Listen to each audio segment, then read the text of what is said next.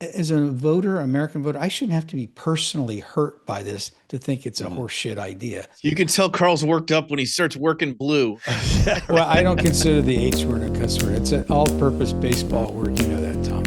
Welcome to Real Clear Politics on Sirius XM for Tuesday, October 21st. I'm Andrew Walworth, and joining me are RCV President and co-founder Tom Bevan and Washington Bureau Chief Carl Cannon. So today, guys, marks the third longest partial government shutdown in history. Entered its 21st day today.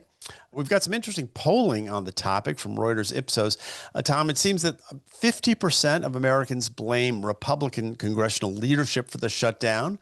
43% blame Democrats, but the president's approval rating is actually up in that poll. It moved from 40 to 42% over the past month. So with those numbers as a background, let's talk about the politics of this. What has to give to reopen the government, and who's going to make the first move? Well, that perfectly explains why we are not getting any closer to any sort of compromise or resolution. Democrats look at those numbers and think, we're winning. And Republicans look at those numbers and Trump's numbers and say, his numbers are going up. I mean, what's going on? Now, obviously a 2-point jump could be a rounding error and statistical noise, but the basic dynamics of this remain the same, which are that both sides think they're winning. And neither side feels like they are feeling enough pressure to get them in a room, hammer this thing out. So I don't know how this is going to end or when this is going to end. Punchbowl had this thing that November 1st is an off-ramp for the Democrats, meaning they're looking at that as a possible exit strategy for them. I don't know how Democrats are going to reopen the government, vote to reopen the government, unless they get what they want. Anything less than that will be seen as a loss, not a win. And Republicans kind of have set themselves up in the same way. They're not negotiating on these. They said, look, let's reopen the government. Then we can talk about the ACA extensions.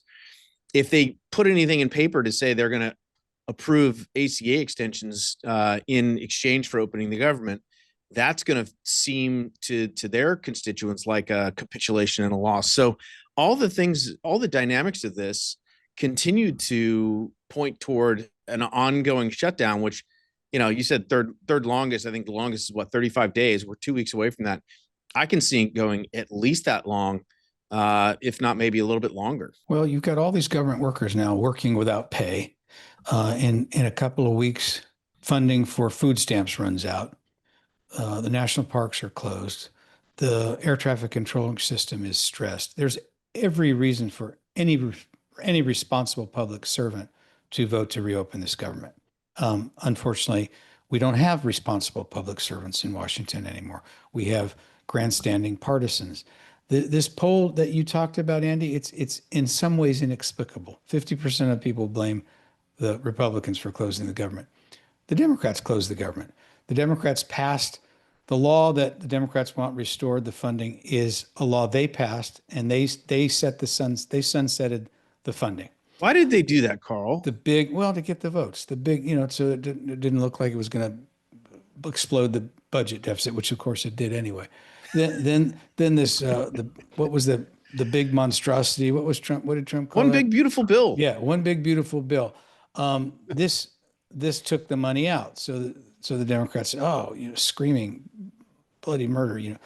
It took money out that was already going to be taken out.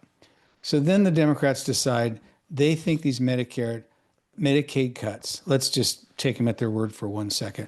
These Medicaid cuts would do real harm to people who can least afford it. They're going to fight. So they're going to close the government to get this money for people. They do all this, and then they blame and then they have votes, and all the Democrats vote to close the government.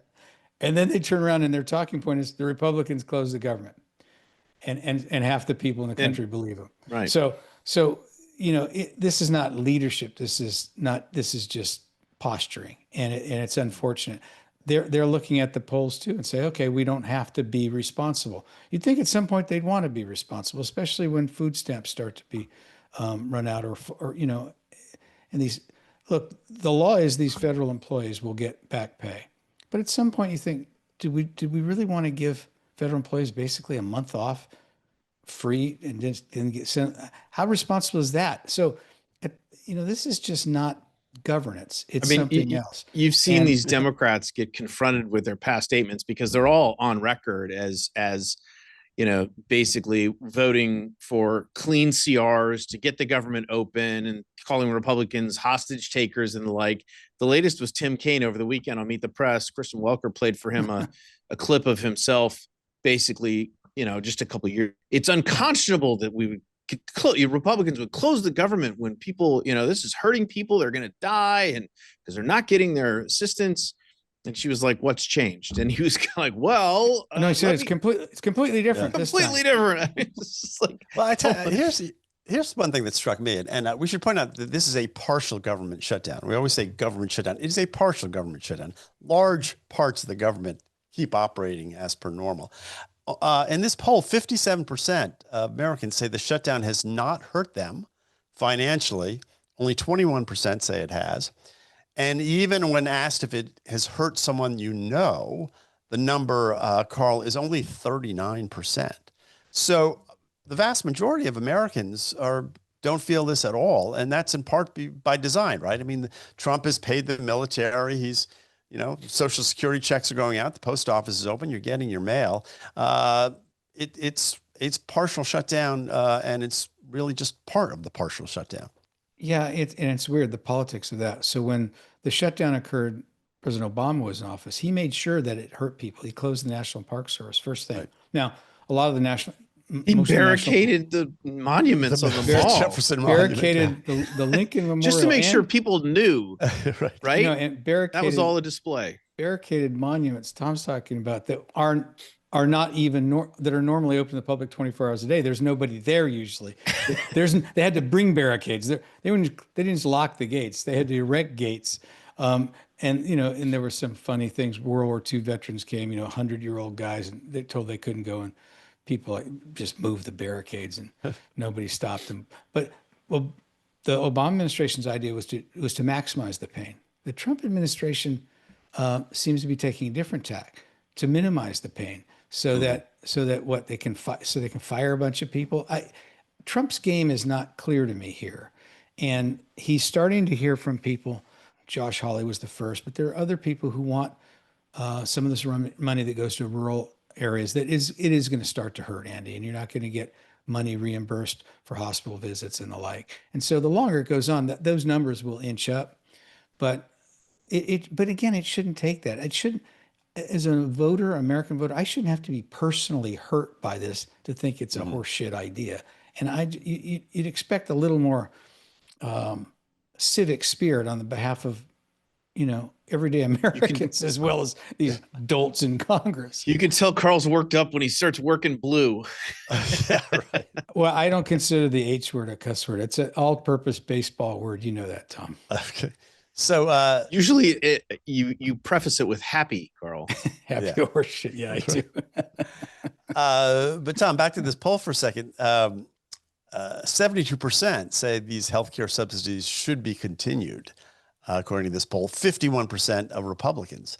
So does that figure in this at all? I mean, are the Republicans nervous that if they cut these benefits, it's going to hurt people in red states and a lot of those people are the kind of Republican voters that came out for Trump? That should get their attention. But like I said, I mean, if Democrats really believed that this was true, they should let Republicans keep the government shut down. It would guarantee them victory next year. If Republican voters are really the ones who are going to be hurt by this the most, it's a gift, a political gift to them.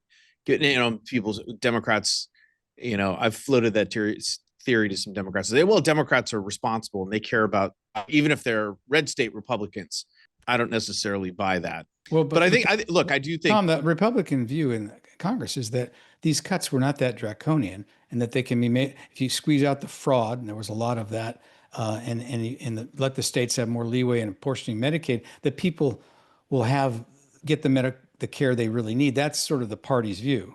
Yeah, I mean, their argument is, look, we're Democrats want to reopen the healthcare for people who are here illegally, and that was one of their arguments. Now, as you mentioned, though, Carl, I mean, the folks like Josh Hawley and now Marjorie Taylor Greene, who are saying, look, we need to get these these subsidies back in place because they are going to hurt our constituents and our voters. So there's a little bit of daylight that's being shown on the Republican side, and there's a little bit of daylight being shown on the Democratic side, where you've got 3 senators that are currently voting to reopen the government, Fetterman, King, and I think one other. And so, but here's the thing, to Tom, get to the Trump, threshold to get the government back up. But, I don't think President Trump cares about this issue, particularly one way or the other. And you can imagine a scenario where he swoops in, tells the Republicans they have to cave, and then takes credit for restoring people's Medicaid. Yeah. And the Republicans are left fuming. Democrats think, how does he get away with it? And Trump's voters and, a third of the independents all love him again. Let's talk about the governor's race in Virginia, where social issues are really coming to the fore, at least when it comes to the attack ads the 2 candidates have been running. If you're in Virginia, you've probably seen these ads a lot, but for the rest of us, here are 2 samples. So first I want to play one. This is how Abigail Spanberger, the Democrat, is going after Republican Winsome Earl Sears on the abortion issue. I'm Abigail Spanberger, candidate for governor, and I sponsored this ad. MAGA Republican Winsome Earl Sears. And what Sears says about abortion is disturbing. We know abortion is wicked. Sears wants a near total ban with no exceptions for rape and incest. And she talks about violence against those who disagree with her. Murder is murder, and one day it's going to be your turn. Talking about the murder of those who support abortion rights. Winsome Earl Sears, so far right, she's wrong for Virginia. So that's the Democrat. Here's a second ad. This is from Winsome Sears' campaign attacking Spanberger on the transgender issue. How liberal is Abigail Spanberger? She voted to allow men in girls' sports, bathrooms, and locker rooms. Spanberger believes this woman has a right to undress next to young girls. Our LGBTQ neighbors have the same legal rights as anyone else. And if a child secretly identifies as transgender at school, she says the parents shouldn't be told. That's insane. Spanberger is for they, them, not for us. Vote Winsome Earl Sears for governor for common sense. So, Carl, lots of slime, enough to go around, but certainly a clear choice between these 2 women candidates. What do you make of the ads, and what do you make of the race right now? Well, the abortion ad, they were doing that earlier. They've recut those ads after the J. Johns revelations to blunt the criticism that J. Johns called for murdering children. And they're saying, well, how can she talk about murder when she doesn't even favor abortion? It seems like a non sequitur. If you're really a pro-life person, you'd say, well, we don't believe in killing children in utero or outside. But Virginia's a pro-choice state.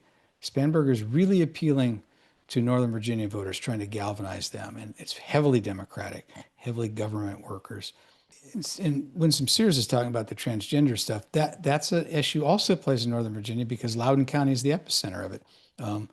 A few years ago, Loudoun County had a boy who dressed in girls' clothing in high school, and he raped a girl. They didn't tell anybody. Transferred to another school. When the rape victim's father showed up at the school board, they had him arrested. This is why Glenn Youngkin was elected governor. Now they have a similar case where a girl is in a trans girl or is in a boy's bathroom. The boys, again in Loudoun County schools, the boys complain, and then they're sanctioned by the school board. The boys who complain, not the girl. So she's trying to say that Spanberger is, and this is not really an issue with Spanberger. She really won't talk about it much, but it's an issue to try and drive up Republican votes and make independent voters think that Democrats have lost the plot on social issues. So these 2 candidates, you sit here and watch a baseball game, a football game. You're in Northern Virginia where I live, and this endless mudslinging, no positive ads at all, just trying to demonize the other side. And I don't know who's helping the most. Yeah, I mean, for all the talk about, the economy and jobs and affordability, when it gets down to it. We don't care about that here in Virginia. I think both campaigns have made the decision that what is going to move voters are these social issues, and basically scare people into going out. And fear is a great motivator. I mean, that's one of the reasons that our rhetoric is so apocalyptic on both sides right now. it is ginning up fear and anger is how you win elections, unfortunately. And that's clearly where this race is right now. Look, Spanberger, according to the latest polls, has still got a small lead, unless the polls are all wrong, which they could be. It looks like she's the favorite heading into the final, 10 days of this campaign that we've got. So two other quick notes about that, Tom. Yeah. So Democrats have been running these ads about abortion for decades. But now that Roe v. Wade's no longer the law of the land, and this is a state's issue, it's a perfectly legitimate thing for Spanberger to bring up, because Lieutenant Governor wants to be the governor, and she's pro-life. So I think those ads are going to be effective. They didn't have to be so negative, but she's raising a point that women in Virginia care about, and I think it's helping her. The other thing is, on the other side, you have these Arlington Democrats and Fairfax Democrats who think they're liberal, who can't help themselves, but like they'll be at a rally and they'll just scream a racial slur at Winston Earl Sears. It's just, right.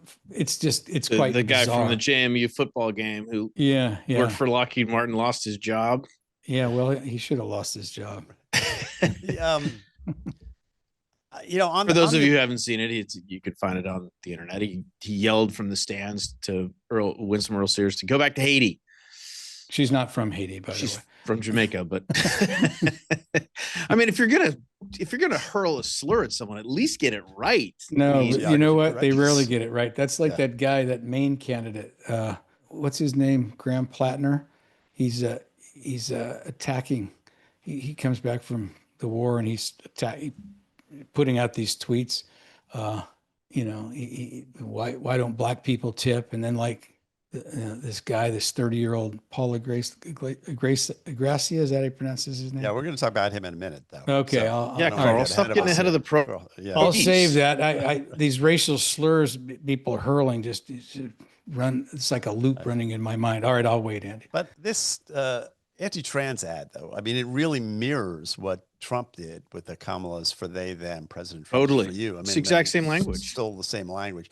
So they must think that that's effective. I think on the abortion thing, Virginia has actually become a sort of a magnet state for abortion as well. I mean, I was surprised to read this, but that the number of out-of-state abortions in Virginia is up after in the last couple of years after the repeal of Roe v. Wade, because people are coming from the South up to get abortions in Virginia. 1 in 4 of the abortions in Virginia this year were done on out-of-state patients.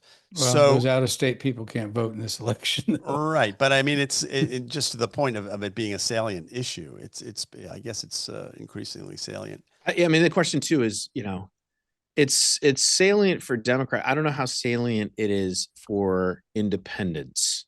Mm-hmm. And on the flip side, the trans issue, how salient is that for independents? I mean, that's an issue that has been in the polls, an 80-20, 70-30 type issue that even has independents and even sort of the normie Dems, agreeing with the idea that boys shouldn't be allowed in girls' bathrooms. So that seems to be, of the two issues, probably the more potent of the two. But again, is it enough? Look, the other thing I was going to say is, we've seen the polls move after the Jay Jones text were released. Jason Miyares is now ahead in that race.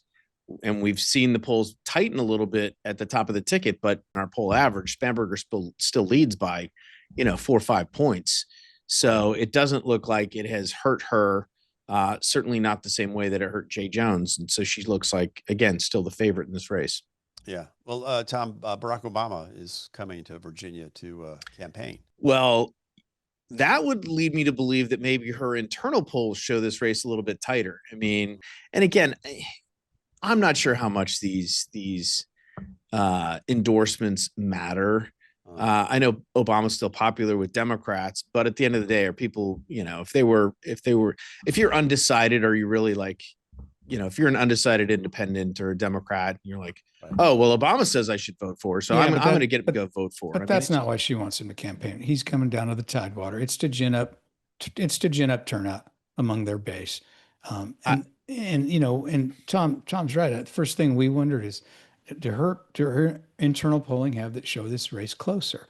Or maybe not. Maybe, maybe just Barack Obama saw that Trump endorsed a lieutenant governor, so he wants to be relevant. Maybe it's his idea. I don't know. But I got 6 emails and texts on my phone today from the Spanberger campaign asking me to give money. So the other way to look at it is these people they run hard to the finish line, and they're just trying to, maximize every vote. Maybe we shouldn't read too much into it.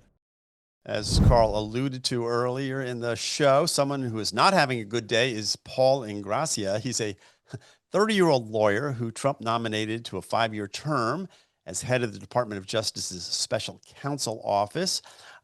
This is another one of those private chat scandals where, in this case, Ingracia described himself by saying, quote, "I do have a Nazi streak in me from time to time, I will admit." This was only back in May of 2024. And he also said this. He said, "We need competent white men in positions of leadership. The founding fathers were wrong that all men are created equal. We need to reject that part of our heritage." Carl, Senator John Thune has said his nomination is not going to pass. A couple other Republicans have said the same. What's going on? Well, this is strike 3. The first strike was his appointment. He's in no way qualified for this job.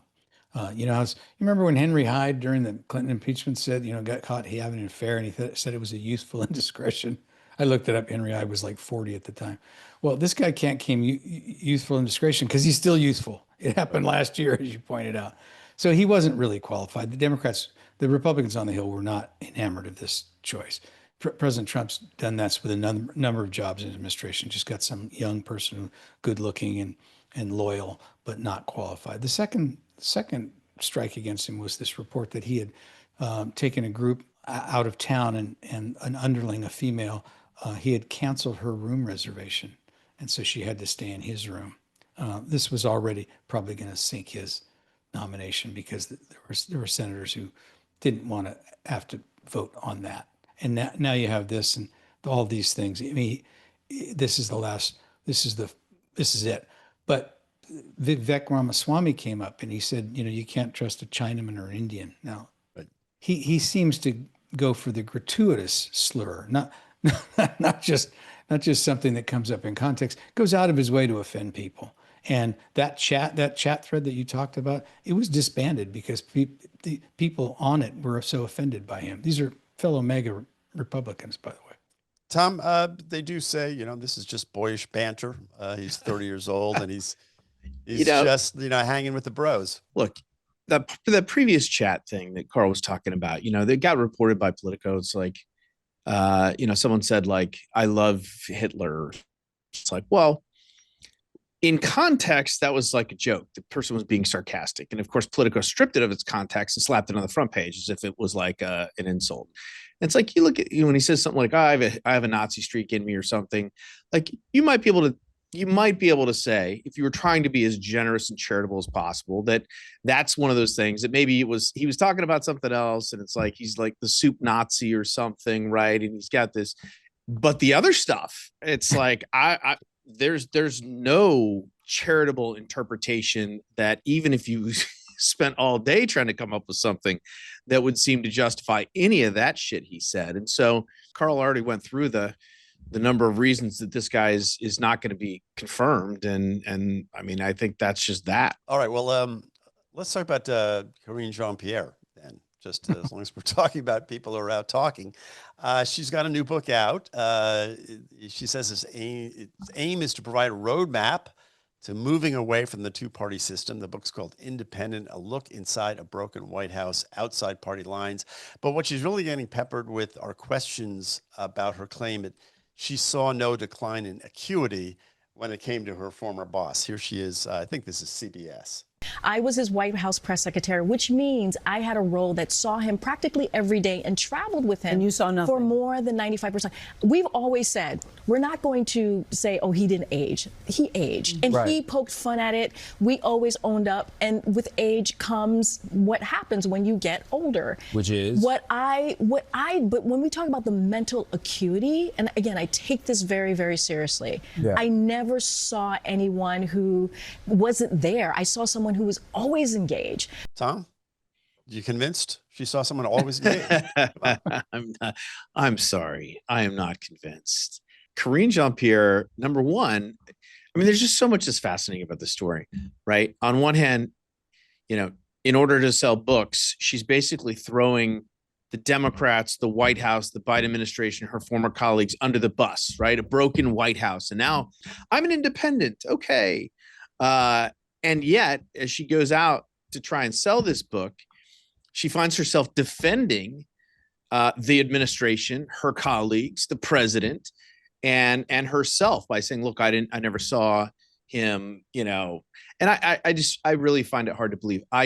Because in part, I don't believe she has any credibility left. I mean, she stood at that podium and gaslighted the American people on so many issues so often for so long that, I just don't think she has any credibility. And I have to say, and I said it at the time, and it's just worth, she's just reminding people that I think she was probably the least competent White House press secretary, certainly of my lifetime. And Carl's covered a lot more than I have, and he can speak to that. I mean, there have been some doozies, but I think that she was probably the worst and did the worst job of defending this administration. And maybe that was a function of the White House, but I mean, she just wasn't very good at the job. Well, Carl, the other thing she said was she told the Bulwark that Biden spoke to the American people more than Trump does. Yeah, she said. Did I mention the gaslighting? Did I mention? Yeah, right. Yeah, lack of credibility. Got a minute left here, Carl. So look, I wouldn't be as harsh in my judgment as Tom, just because I covered the White House so long. I try not to make those kind of judgments. I don't disagree, though. She was not a successful press secretary, and she impressed me with neither her acuity nor her candor. But this idea that Trump speaks so much they get tired of him.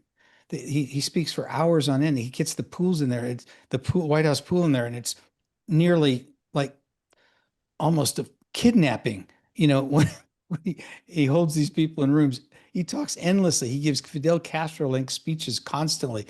And Biden ran for president. He didn't come out of his basement. He rarely spoke. He rarely held press conferences.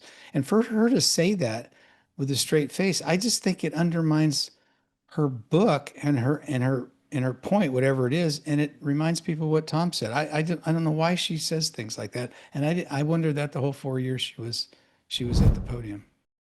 Welcome back to Real Clear Politics on Sirius XM. I'm Andrew Walworth, and Carl Cannon is with me. And our next guest is Richard Kauffman. He is the CEO of the Coalition for Green Capital. It's a nonprofit financial fund that invests in clean energy projects. So, Richard, welcome to the program. It's great to be with you.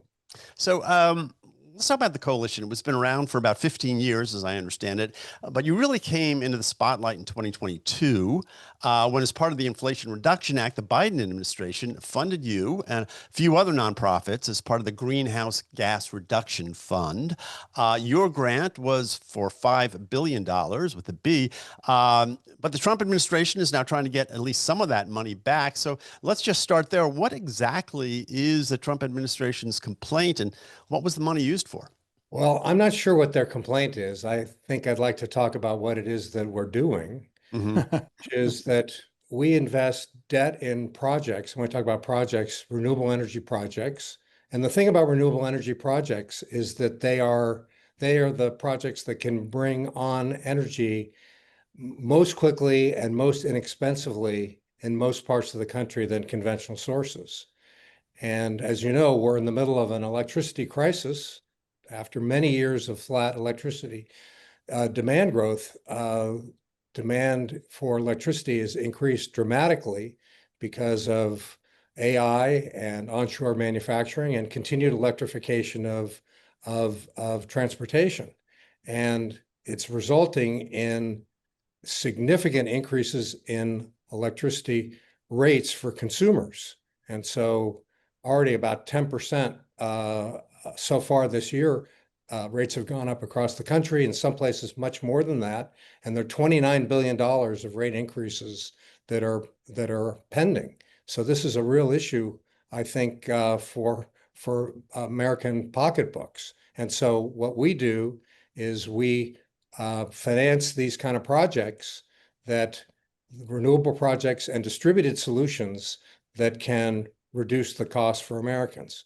One of the issues that we have with these electricity rate increases is that they are in the distribution system, and the distribution costs are the bulk of the increases in rates.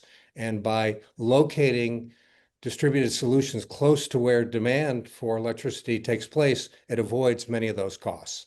Richard, you wrote a column, I think it was in The Hill, about, telling the EPA, we're on your side. Why are you fighting us? And, the Environmental Protection Agency for years sort of downplayed oil and gas and and coal especially, really sort of declared war on coal. And they were all about, renewables, wind, solar, especially.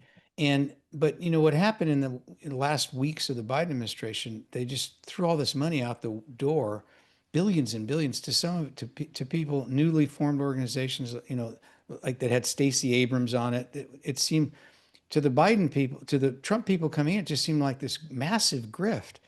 And it seems like you got caught up in that. But how do you make your case to the White House that you're not one of those people? Some of those they were Democrats who had no experience in this field at all. But you make the case to them. We were doing this before. This is actually what you say you want. All of the above energy. How do you make the case to the White House that you made in that column? What do you have to do? Well, it's ironic. I think that energy ought not to be a partisan issue. The administration says that they believe in all the above. We believe in all the above as a solution. Unfortunately, the administration has seemed to have taken a hostile stance towards renewables. I think that's quite unfortunate, since, as I said, renewables are often the quickest and cheapest way to bring electricity onto the grid, which is the objective. It's true that we've been around for 15 years, and through a network of green banks have deployed over $20 billion in capital during this time. So our objectives ought to be very much in line with what the administration wants to do. But unfortunately, we've been caught up in the politics of this. We're eager to engage with the administration to talk about how we can be in better alignment. And if I understand this right, I mean, part of what you're doing is you're leveraging the federal funds that you're handling. In other words, you bring in private investment in order to leverage that public investment and, in essence, sort of have more of an impact on the marketplace that way. Have I got that right? Yeah, it's fair. I'm a Democrat, but I'm actually a capitalist, as amazing as that may be. In my background, they do exist, I know. Those didn't used to be at odds with each other, Richard. So I spent decades on Wall Street, including my final job as a partner at Goldman Sachs. And so we're all about mobilizing private sector capital. I mean, when I talk about lending, we lend in areas where the problem is not the cost of financing, but the availability of financing. And so we're not sort of giving out our dough. We're trying to actually stimulate markets, which again ought to be something that Republicans should like. Mm-hmm.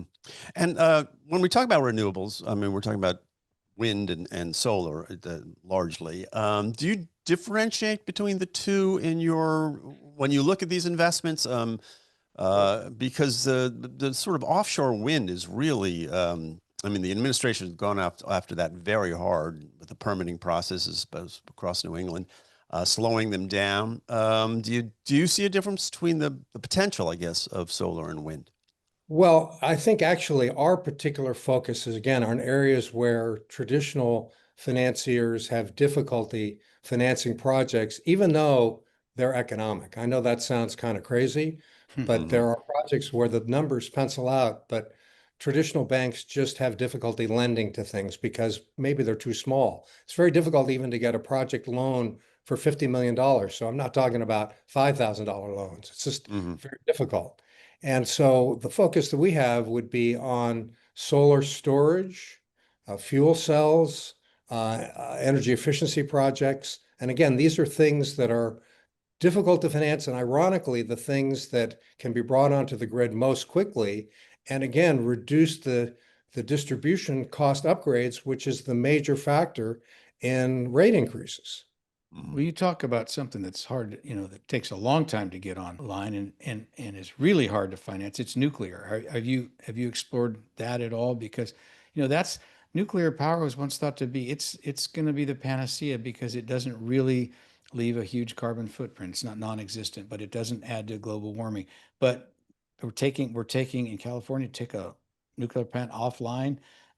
There's hard to get money to build a new one. Where are you? What is your thinking about? So personally, I was involved. I worked for the governor in New York State in saving the Fitzpatrick nuclear plant. So I'm a supporter of nuclear, and we have looked at our ability to lend to nuclear, and we think we can do that. Obviously, these projects are still quite a number of years away, so we'll be ready when we can fill in a financing market gap.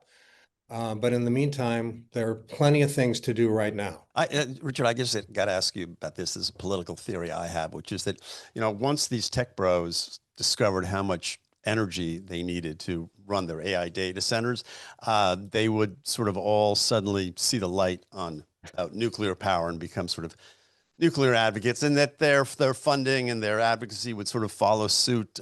Do you see any of that at all? Are you hearing from especially people involved in tech that they're coming around on nuclear power? Well, we certainly have plenty of evidence of that. We know that Bill Gates has made significant investments in next-gen nuclear, and of course, the Amazon essentially purchased the output of a nuclear power plant of a operating nuclear power plant in Pennsylvania.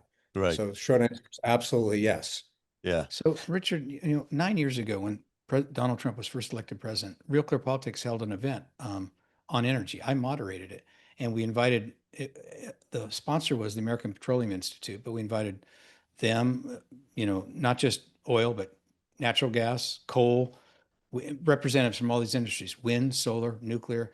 And it was very interesting because the fossil fuel guys were clearly happy. Trump had won. They thought they were going to they'd survive. The nuclear power guys looked like, I don't know, that they were a death row inmate, and it was 11 p.m. and the governor had called to commute the sentence, but the wind and solar guys were happy too. And they were not, and one of them showed up like wearing sandals. It was almost like what you'd think, right, of a solar energy company guy. And I said to them, why are you happy? I understand why they're happy. And they said, look, and you reminded me, and you said you're a Democrat, but you're a free market capitalist too. These guys said, look, we're businessmen. Trump's a businessman. We think that the government is now open for business, and that they really will mean all of the above. And for a while in the first term, it looked like that. Something's changed in this term. And again, I want to take a crack at that. I know it's politics, but we are RealClearPolitics. What do people like you have to do to try and change this paradigm so that wind and solar aren't considered, liberal democratic solutions, and the Trump administration is going to squelch them, because this country is going to need all of these sources we've been talking about? I guess I'd say a couple things. One, I haven't mentioned climate change once, right? I've been talking about economics. And so economics really matter. And in some respects, I think that's the great thing, as it were, about the price increases that we're facing, is it's going to lead to some things that we've needed to do in terms of rebuilding the grid. So that's kind of wonky. It's not really about the politics. But the other thing I guess I'd say is, let's look at Texas, right? Because Texas is not doing things for climate change, I don't think. They're very focused. Texas is very focused on economic development. And of course, Texas is the home of the oil and gas industry in the United States. But most of the electricity, I mean, a huge percentage, I think 95% of the electricity that's been added in Texas comes from renewables. Texas is the #1 state for storage. Well, why is that? It's because of the numbers. The numbers matter. Let me ask you, we got about a minute left here, Richard, but I on the politics of this, we talked earlier in the program about the upcoming governor's race in Virginia, and electrical power and the price of electrical power is a real issue now in places like Virginia. It's an issue in New Jersey. You can see how this is becoming more important. And I'm wondering about that and the politics of it. I mean, will there be such a demand for, I guess, as the demand increases for power and the price goes up for the consumer, that the consumer will turn around and say to the politicians, look, we need all of the above. We need it now. And does that help your case? I think it absolutely should. All right. Because I think the challenge with the traditional way electricity is produced and distributed is it's really expensive. Because, you have to build large power plants and then this big distribution system all the way to where the demand is.